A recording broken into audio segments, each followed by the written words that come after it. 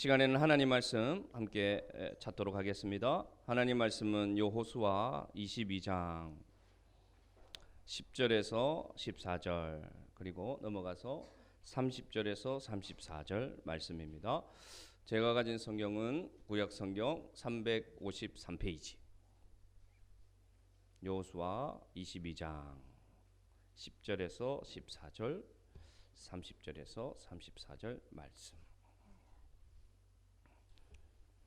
제가 10절 읽겠습니다. 르우벤 자손과 갓 자손과 므낫세 반 지파가 가나안 땅 요단 언덕가에 이르자 거기서 요단가에 제단을 쌓았는데 보기에 큰 제단이었더라.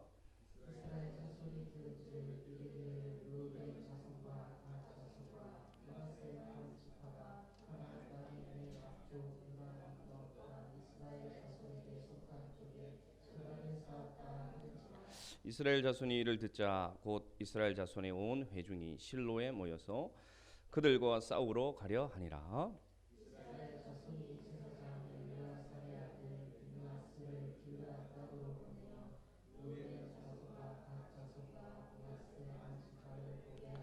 이스라엘 각 지파에서 한 지도자씩 10지도자들을 그와 함께 하게 하니 그들은 각기 그들의 조상들의 가문의 수령으로서 이스라엘 중에서 천부장들이라. 이제 30절로 넘어가셔서 30절 읽으시면 되겠습니다. 30절 시작.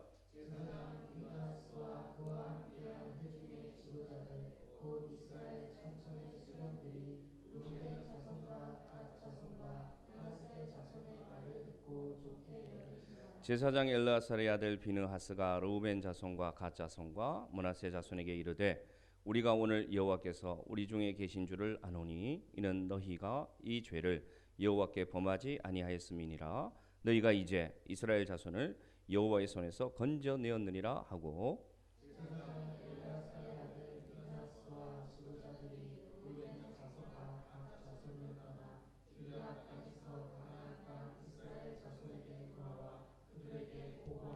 그 일이 이스라엘 자손을 즐겁게 한지라. 이스라엘 자손이 하나님을 찬송하고 르우벤 자손과 갓 자손이 거주하는 땅에 가서 싸워 그것을 멸하자 하는 말을 다시는 하지 아니하였더라.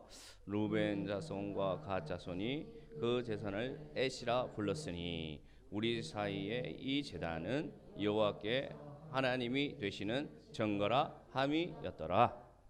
아멘. 우리 앞뒤 좌우로 인사합시다. 반갑습니다.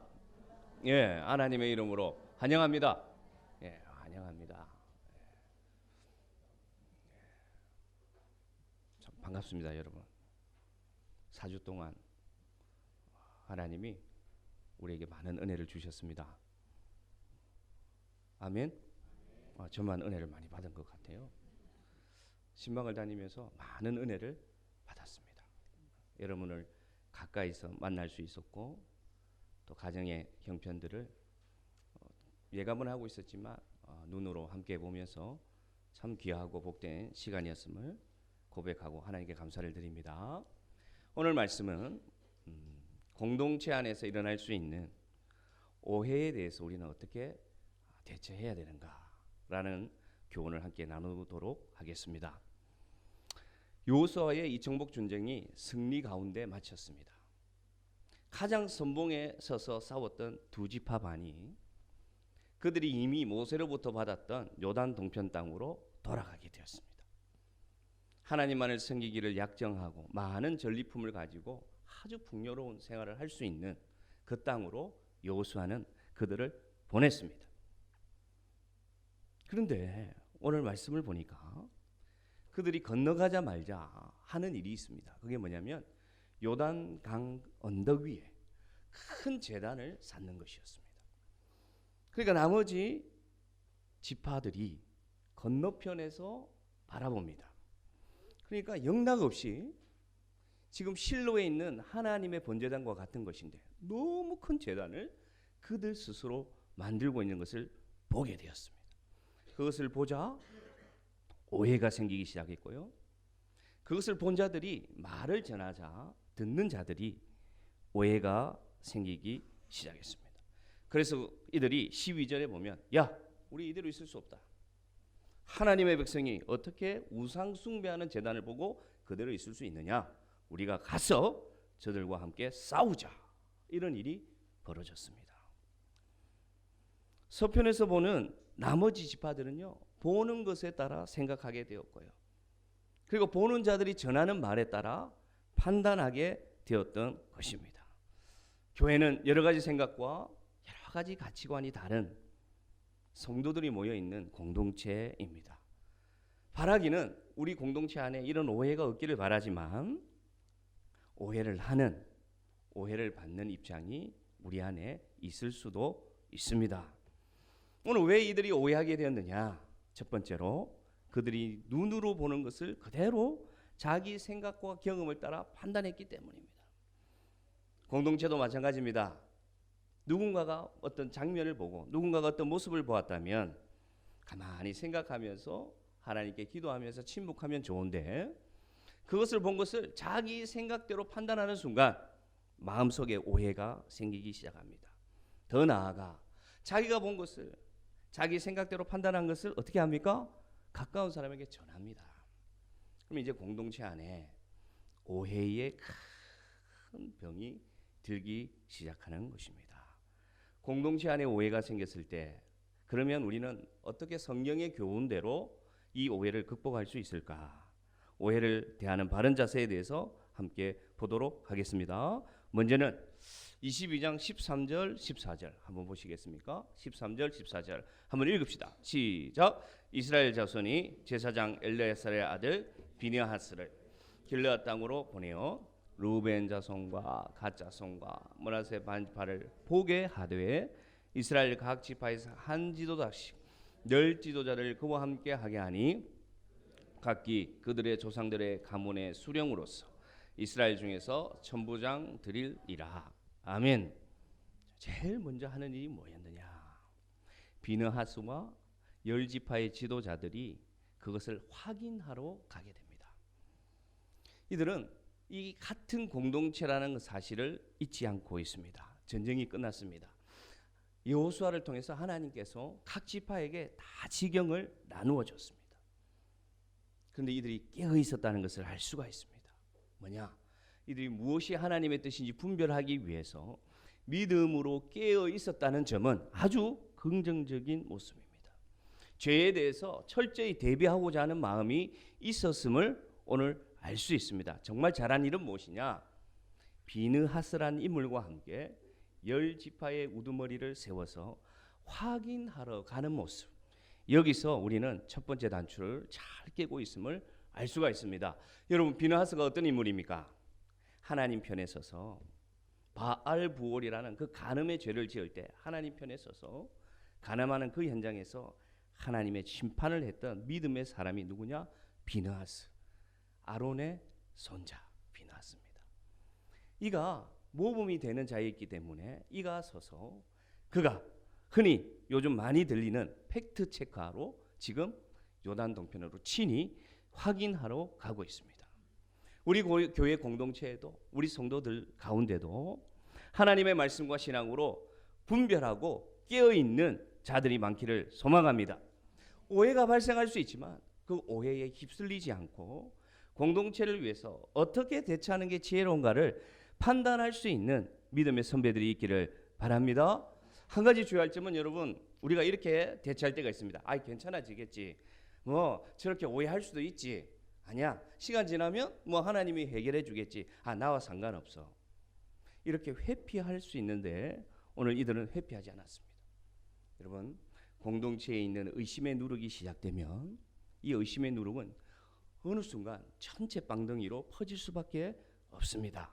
이게 공동체의 진리의 문제면 믿음의 사람들이 서서 함께 분별할 수 있는 그런 은혜가 우리 안에 필요함을 알 수가 있습니다. 자, 지금부터 그러면 오해하는 자들은 하나님 앞에서 어떤 자세로 나아가야 되는가? 첫 번째, 오해하는 자들은요, 꼭 기억할 것은 개인의 생각과 판단을 내려놓고 하나님의 말씀을 따라 하나님의 마음으로 권면해야 됩니다. 따라합시다. 하나님의 말씀을 따라 하나님의 마음으로 대화하자. 그래서 오늘 보면 이 지도 자리에 넘어가서 개인의 생각을 말하지 않습니다. 너희가 어찌하여 이스라엘 하나님께 범죄하고자 하느냐? 너희가 어떻게 하여 이 제단을 쌓아 하나님을 거역하고자 하느냐? 과거에 우리가 지었던 죄가 아직도 우리에게 남아 있는데 우리를 왜 이렇게 위험으로 빠뜨리게 하느냐? 개인의 생각을 전혀 말하지 않습니다. 오직 하나님의 생각과 하나님의 명령을 따라서 오늘 이들은 하나님의 마음으로 권면하고 있음을 알 수가 있습니다. 정말 귀한 것은 뭐냐? 그들과 지금 찾아간 자기 자신들이 다르지 않다고 인정합니다. 그래서 너희와 우리를 동일시해서 설명합니다. 오해가 발생했을 때 왜 다툼이 되느냐? 오해의 소지를 준 사람을 자꾸만 정죄합니다. 판단합니다.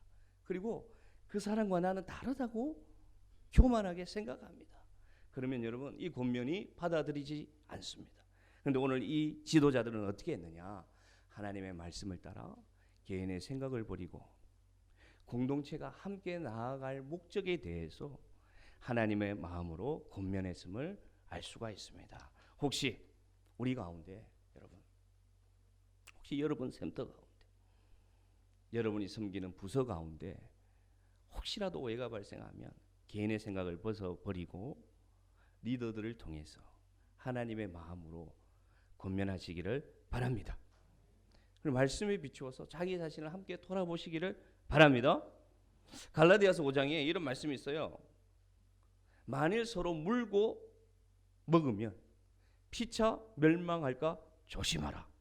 사도 바울이 이렇게 말했습니다. 갈라디아 교회에도 안에 다툼이 있었어요. 갈라디아 교회 안에도 십자가의 복음으로 거듭난 정말 은혜로운 복음의 성도들이 있었지만 그들 가운데 바라보는 관점이 다르기 때문에 출신 성분이 다르기 때문에 여러 가지 생각이 다르기 때문에 다툼이 있었어요.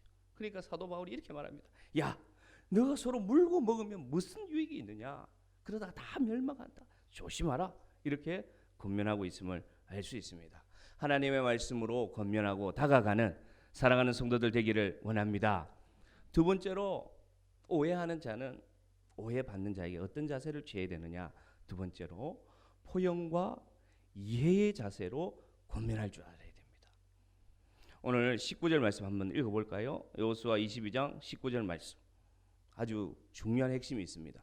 같이 읽습니다. 시작. 그런데 너희의 소유지가 여호와의 성막이 있는 여호와의 소유지로 건너와 우리 중에서 소유지를 나누어 가질 것이니라. 오직 우리 하나님 여호와의 제단 외에 다른 제단을 쌓음으로 여호와를 거역하지 말며 우리에게도 거역하지 말라. 아멘. 어디에 줄이 그어져 있습니까? 우리 중에서 소유지를 나누어 가질 것이니라. 아멘. 여기서 여러분 저는 아주 귀한 가치를 보게 되었습니다. 우리의 소유를 나누는 마음으로 갔습니다. 이들을 배척하기 위해서 간 것도 아니고요, 정죄하기 위해서 간 것도 아닙니다. 판단하고 몰아내기 위해서도 간 것이 아닙니다. 이들이 간 이유는 뭐냐? 혹시라도 그들이 잘못했을 때, 그들이 몰라서 실수했을 때, 그들이 뭔가 부족함이 있어서 그럴 수밖에 없었다는 사정이 있으면 어떻게 하기 위해서? 너희들이 우리에게 오면 우리 것을 나누어 줄 테니 우리 함께 하나님을 잘 섬기자. 우리 함께 하나님을 잘 믿자. 네가 실수할 수도 있다. 네가 잘못할 수도 있다. 그러나 이들의 마음속에는 포용의 마음이 있었습니다. 너그러움의 마음이 있었습니다. 이해의 마음이 있었습니다. 우리 사랑하는 성도 여러분, 우리 공동체에 이런 마음이 넘치기를 바랍니다. 비판하지 마시고요, 판단하지 마시고, 책망하지 마시고. 그럴 수도 있어. 그러나 우리 하나님 잘 믿자. 부족한 게 있으면 내가 도와줄게. 내 소유를 도와줄게. 베풀 수 있는 그런 포용과 이해의 자세로 권면할 때 공동체 안의 오해는 눈 녹듯이 녹을 줄로 믿습니다. 갈라디아서 6장 1절에 이렇게 말합니다. 형제들아, 사람이 만일 무슨 범죄한 일이 드러나거든 신령한 너희는 어떻게 하라? 온유한 심령으로 그러한 자를 바로잡아라. 너 자신을 살펴보고 너도 실수할 수 있음을 알고 절대 안다고 먼저 믿었다고 네가 기도 많이 한다고 네가 직분을 먼저 받았다고 그런 자세로 하지 말고 어떻게 하라? 온유한 심령으로. 누구의 심령입니까? 예수님의 마음입니다. 예수님의 마음으로 그들을 바르게 인도할 수 있는 포용과 이해의 자세로 네가 권면하라. 이렇게 권하고 있습니다. 바라기는 여러분 기도해 주십시오. 부족한 이 사람이 이런 마음으로 성도들을 돌아볼 수 있는 눈이 있을 수 있도록 기도해 주시길 바랍니다. 그리고 여러분 스스로도 기도하십시오. 하나님, 제가 혹시 섭섭한 일이 생기고 오해가 생기고 다툼이 생길 수 있을 때 이 말씀을 기억하셔서 포용과 이해의 마음으로 안아줄 수 있는 사랑 우리에게 허락하여 주옵소서. 기도하시는 성도 되기를 바랍니다. 정리하자면 오해하는 자는 하나님의 말씀과 하나님 마음으로 권면하되 포용과 이해의 자세로 권면하라. 꼭 기억하시길 바랍니다. 다음 이제는 오해받는 자의 입장에서 말씀드리겠습니다. 그러면 오해받는 자는 어떻게 해야 되느냐? 오늘 22절 말씀 한번 읽어보겠습니다. 여호수아 22장 22절 시작. 전능하신 자 하나님 여호와 전능하신 자 하나님 여호와께서 아시나니 이스라엘도 장차 알리라. 여기까지 읽겠습니다. 제일 먼저 하는 대답입니다. 그들이 와서 그 열지파의 지도자들이 와서 너희들 왜 그렇게 하느냐? 하나님을 위해서 우리 바로 섬기자. 하나님을 거역하지 말자. 그렇게 말할 때 억울할 수도 있습니다. 억울하죠. 정말 억울하죠. 근데 이들이 제일 먼저 하는 말이 뭐냐? 전능하신 자 하나님 여호와. 한 번 더 반복합니다. 전능하신 자 하나님 여호와는 우리를 아십니다. 억울한 일을 당할 때 여러분 제일 먼저 기억할 것은 여러분의 마음을, 여러분의 상황을 누가 아신다고요?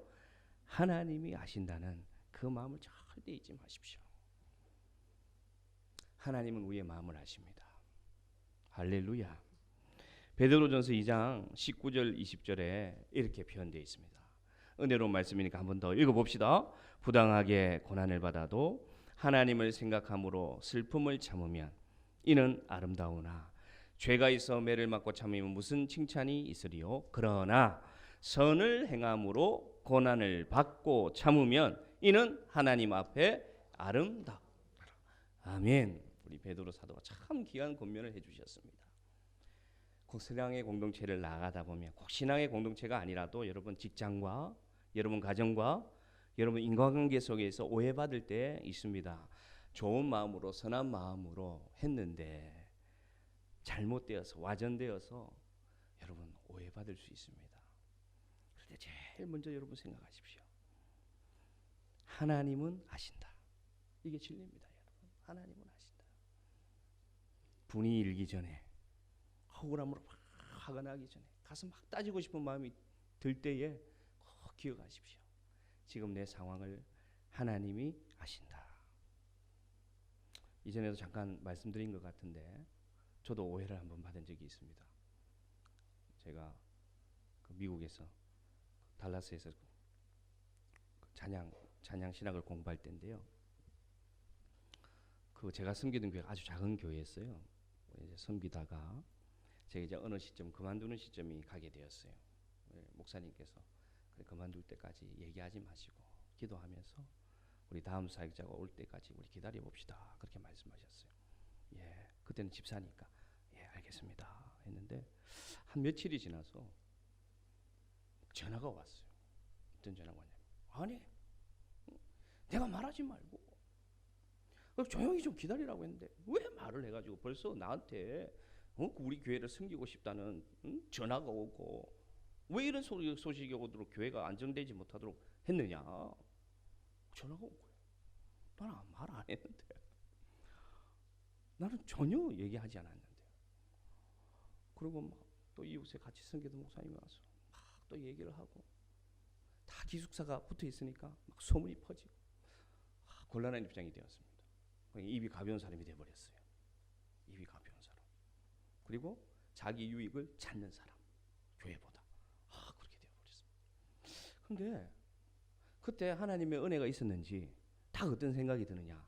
하나님께서 아신다. 예. 하나님은 아신다. 그래서 아무 변명 안 했습니다. 아무 설명도 하지 않았습니다. 그리고 침묵했습니다. 기다렸습니다. 그러니까 주일날 그 오해가 풀렸어요. 제가 아니라 다른 사람이 소개한 것이었어요. 이제 10년이 지났습니다. 그런데도 연락이 옵니다. 그 목사님하고 사모님하고 이제 한국에 오셨는데, 그래서 명절에 귤도 보내드리고, 지금도 연락이 옵니다. 10년이 지났지만. 뭐냐, 여러분, 특히 하나님이 일을 할 때 오해받을 수 있습니다. 그때 여러분, 그때가 기회입니다. 뭐냐, 내가 하나님을 섬기는 자로서의 기회입니다. 하나님이 그때 여러분을 보십니다. 침묵하시기 바랍니다. 하나님은 아신다고 아시기 바랍니다. 그러나 공동체 안에서 해명해야 할 때는 어떻게 해야 되느냐, 오늘 두 번째, 오늘 27절부터 쭉 나오거든요. 이들이 어떻게 하느냐, 자세하게 그들의 입장에서 정확하게 진리대로 충분히 설명합니다. 그것은 필요합니다. 공동체 안에서 문제가 되었을 때, 저 같은 경우는 개인의 문제니까 저는 침묵한 거고, 이게 공동체 안에서 어떤 문제가 되면 물어봤을 때, 따지러 왔을 때, 얘기하러 왔을 때, 건면하러 왔을 때 감정적으로 대하지 않고 어떻게 한다? 충분히 상대방의 입장에서 자신의 상황을 설명하는 노력도 필요하다, 필요하지 않다? 필요하다. 노를 다스리는 자는 용사보다 낫고 자기 마음을 다스리는 자는 성을 얻는 자보다 낫다. 잠언 말씀도 있지 않습니까? 우리 대부분 분노합니다. 억울하니까 화가 납니다. 그리고 확 이렇게 올라올 수가 있습니다. 그때 여러분, 하나님은 아신다고 기억하시고 최대한 상대방의 입장에서 설명할 수 있는 그러한 은혜가 우리 공동체에 있기를 바랍니다. 그래서 설명합니다. 이것은 오해입니다. 이것을 세운 이유는 장차 시간이 지났을 때 여러분과 우리 자손들이 서로 다른 자손이라고 오해할 수 있으니까 기념비로 세운 것입니다. 그리고 우리 자손들에게 이 제단을 세운 이유가 뭐냐, 너희는 하나님만 예배하고 하나님만 경배하라는 그러한 상징으로 기념비적으로 세운 것입니다. 그래서 우리가 원하는 것은 무엇이냐, 요단강이 갈라져 있지만 당신들과 우리들이 같은 하나님의 백성임을 표현하기 위해서 이 제단을 우리가 쌓았습니다. 이렇게 설명하는 거예요. 할렐루야. 여러분, 이 공동체가 와서 이 소식을 듣고 어떻게 하느냐, 하나님을 찬양합니다. 하나님께 영광 올려드립니다. 한번 읽어볼까요? 32절 33절.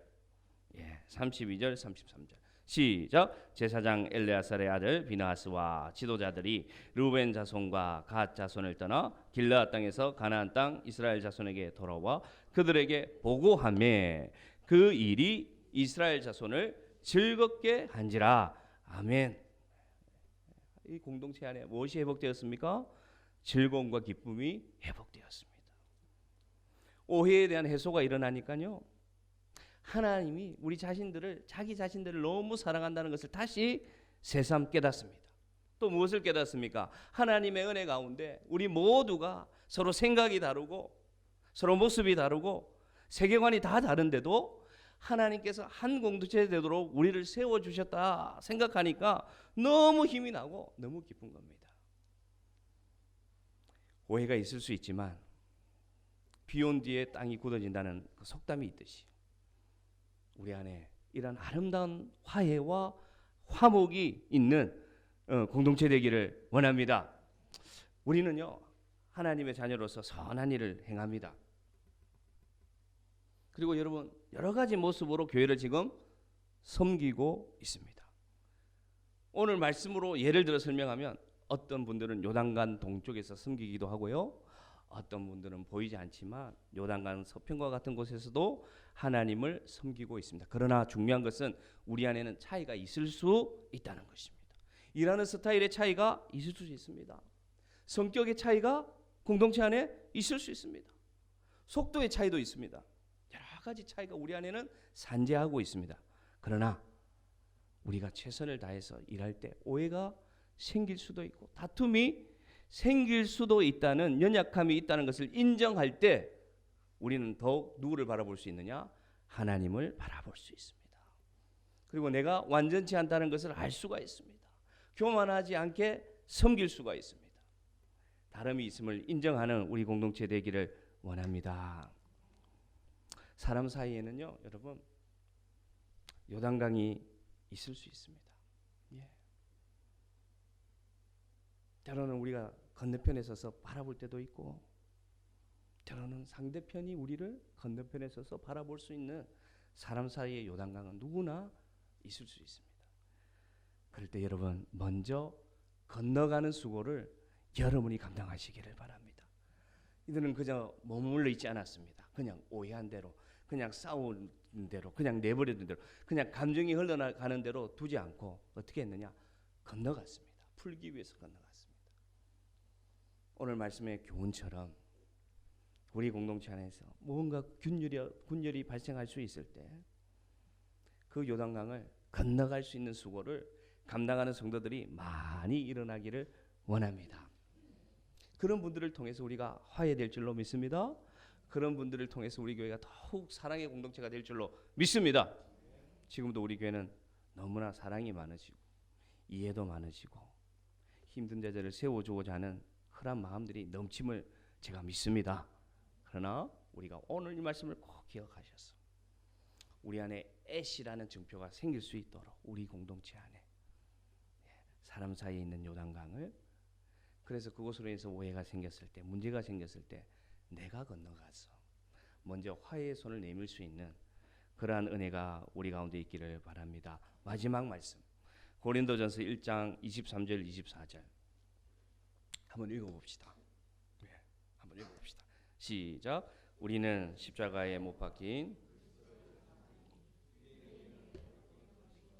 이방인에게는 미련한 것이로되 오직 부르심을 받은 자들에게는 유대인이나 헬라인이나 그리스도는 하나님의 능력이요 하나님의 지혜니라. 아멘. 예수님의 십자가가 얼마나 큰 오해거리였습니까, 여러분?